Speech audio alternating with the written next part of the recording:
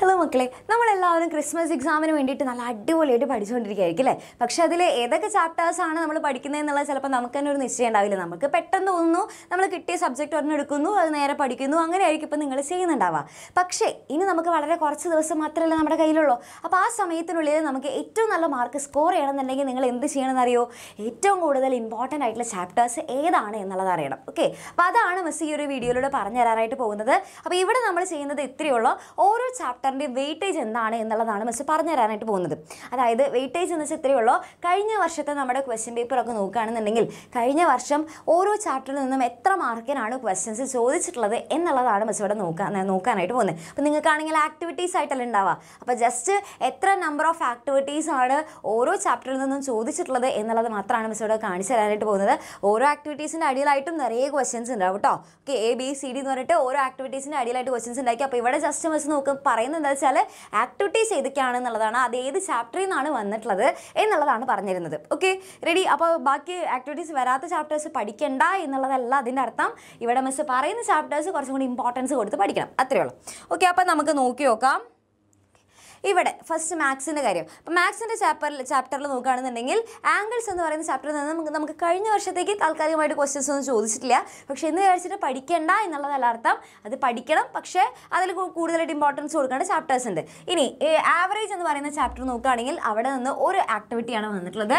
അതിൻ്റെ ഉള്ളിൽ തന്നെ വീണ്ടും ABCD എന്ന് പറഞ്ഞിട്ട് പല പല ക്വസ്റ്റ്യൻസ് ഉണ്ടായിരിക്കും കേട്ടോ. ഇനി ഫ്രാക്ഷൻസ് എന്ന് പറയുന്ന ചാപ്റ്ററിൽ നിന്നും ഒരു ആക്ടിവിറ്റി വന്നിട്ടുണ്ട്.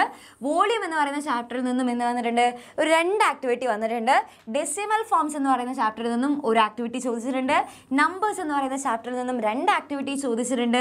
ഡെസിമൽ ഓപ്പറേഷൻസ് എന്ന് പറയുന്ന ചാപ്റ്ററിൽ നിന്നും 2 ആക്ടിവിറ്റീസ് ചോദിച്ചിട്ടുണ്ട്. അപ്പോൾ ഇവിടെ നമുക്ക് എന്ത് മനസ്സിലാക്കാം? ഏറ്റവും കൂടുതൽ ഇമ്പോർട്ടൻസ് കൊടുത്ത് പഠിക്കേണ്ട ചാപ്റ്റേഴ്സ് ഏതൊക്കെയാണ്?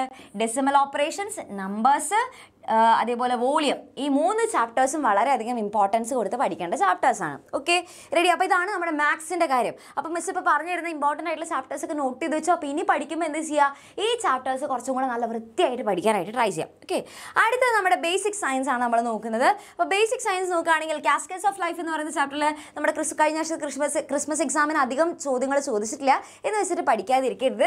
ഇനി എസെൻസ് ഓഫ് ചേഞ്ച് എന്ന് പറയുന്ന ചാപ്റ്ററിൽ നിന്നും ഒരു ആക്ടിവിറ്റിയാണ് ചോദിച്ചിട്ടുള്ളത്. ഇനി ഫ്ലവർ ടു ഫ്ലവർ എന്ന് പറയുന്ന ചാപ്റ്ററിൽ നിന്നും ഒരു ആക്ടിവിറ്റിയാണ് ചോദിച്ചിട്ടുള്ളത്. അലോങ് വിത്ത് മോഷൻ എന്ന് പറയുന്ന ചാപ്റ്ററിൽ നിന്നും 3 ആക്ടിവിറ്റി ചോദിച്ചിട്ടുണ്ട്. ഫുഡ് ഫോർ ഹെൽത്ത് എന്ന് പറയുന്ന ചാപ്റ്ററിൽ നിന്നും 2 ആക്ടിവിറ്റി ചോദിച്ചിട്ടുണ്ട്. ലിവിങ് ഇൻ ഹാർമണി എന്ന് പറയുന്ന ചാപ്റ്ററിൽ നിന്നും 2 ആക്ടിവിറ്റി ചോദിച്ചിട്ടുണ്ട്. അട്രാക്ഷൻ ആൻഡ് റിപ്പൾഷൻ എന്ന് പറയുന്ന ചാപ്റ്ററിൽ നിന്നും ഒരു ആക്ടിവിറ്റി ചോദിച്ചിട്ടുണ്ട്. അപ്പോൾ ഇവിടെ നമ്മൾ ഏതൊക്കെ ചാപ്റ്റേഴ്സ് ഇമ്പോർട്ടൻസ് കൊടുത്ത് പഠിക്കണം? നമ്മുടെ അലോങ് വിത്ത് മോഷൻ നന്നായിട്ട് പഠിക്കണം. പിന്നെ അതേപോലെ തന്നെ ഫുഡ് ഫോർ ഹെൽത്ത് നന്നായിട്ട് പഠിക്കണം. ലിവിങ് ഇൻ ഹാർമണിയും നന്നായിട്ട് പഠിക്കണം. ഓക്കെ, ഈ ചാപ്റ്റേഴ്സിൽ നിന്നൊക്കെ നല്ലോണം മാർക്കിന് ക്വസ്റ്റ്യൻസ് ചോദിക്കാൻ സാധ്യതയുണ്ട്. ഓക്കെ, അപ്പോൾ ബാക്കിയുള്ളത് പഠിക്കാതെ ഇരിക്കരുത്. ഈ ചാപ്റ്റേഴ്സ് നല്ല വൃത്തിക്ക് പഠിക്കണം. ഓക്കെ, ബാക്കിയുള്ളത് പഠിക്കാതെ ഇരിക്കരുത്. നന്നായിട്ട് തന്നെ എല്ലാ ചാപ്റ്റേഴ്സും പഠിക്കുക, കുറച്ചും കൂടി ഇമ്പോർട്ടൻസ് ഇതിന് കൊടുക്കുക, അത്രയേ ഉള്ളൂ. ഓക്കെ, ഇനി അടുത്ത നമ്മുടെ സോഷ്യൽ സയൻസ് നോക്കുകയാണെന്നുണ്ടെങ്കിൽ ഇവിടെ ഈ ചാപ്റ്റേഴ്സിൽ നിന്നും കഴിഞ്ഞ വർഷത്തേക്ക് തൽക്കാലത്തിന് ക്വസ്റ്റ്യൻസ് വന്നിട്ടില്ല. ഇവിടെ കണ്ടപ്പോൾ സാധ്യത കൊടുത്തിട്ട് medieval India, the centres of power എന്നുള്ള ചാപ്റ്ററും സൊസൈറ്റി, റിസോഴ്സ് ആൻഡ് ട്രേഡ് എന്ന് പറയുന്ന ചാപ്റ്ററിൽ നിന്നും rain, the land, the rain and the people എന്ന് പറയുന്ന ഭാഗത്തു നിന്നും നമുക്ക് ആ ഭാഗത്ത് ക്വസ്റ്റ്യൻസ് വന്നിട്ടില്ല. പക്ഷേ അത് പഠിക്കാതിരിക്കരുത്. പിന്നെ നമുക്ക് ക്വസ്റ്റ്യൻസ് കഴിഞ്ഞ വർഷം ചോദിച്ചിട്ടുള്ളത് എർത്ത് മിത്ത് ആൻഡ് റിയാലിറ്റി എന്ന് പറയുന്ന ചാപ്റ്ററിൽ നിന്നും 2 ആക്ടിവിറ്റീസ് ചോദിച്ചിട്ടുണ്ട്. ദ വേൾഡ് ഓഫ് ഡൈവേഴ്സിറ്റീസ് എന്ന് പറയുന്ന ചാപ്റ്ററിൽ നിന്നും 3 ആക്ടിവിറ്റീസ് ചോദിച്ചിട്ടുണ്ട്. ദെൻ അതേപോലെ തന്നെ മിഡീവൽ വേൾഡ് എന്ന് പറയുന്ന ചാപ്റ്ററിൽ നിന്നും 3 ആക്ടിവിറ്റീസ് ചോദിച്ചിട്ടുണ്ട്. മിഡീവൽ കേരള എന്ന് പറയുന്ന ചാപ്റ്ററിൽ നിന്നും ചോദിച്ചിട്ടില്ല. അത് മിക്കതും ലാസ്റ്റിലേക്ക് വരുന്ന ഒരു ചാപ്റ്ററാണ്. ഓക്കെ, അപ്പോൾ ഇവിടെ നമ്മൾ ഏറ്റവും കൂടുതൽ ഇമ്പോർട്ടൻസ് കൊടുത്ത് പഠിക്കേണ്ട ചാപ്റ്റേഴ്സ് ഏതൊക്കെയാണ്?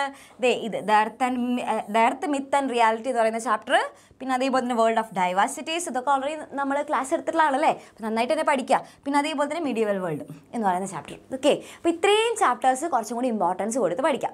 ഓക്കെ, അപ്പോൾ ഇത് മിസ് മെയിൻ ആയിട്ടുള്ള നമ്മുടെ സബ്ജക്റ്റിൻ്റെ കാര്യമാണ് മിസ് പറഞ്ഞു തന്നിട്ടുള്ളത്.